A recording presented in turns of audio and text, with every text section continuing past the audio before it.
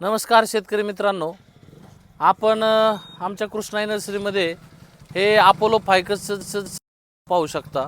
काय नाव याचं? Apollo ficus याला टपोरी फायकस म्हटलं जातं। आपल्या याला पाहत असाल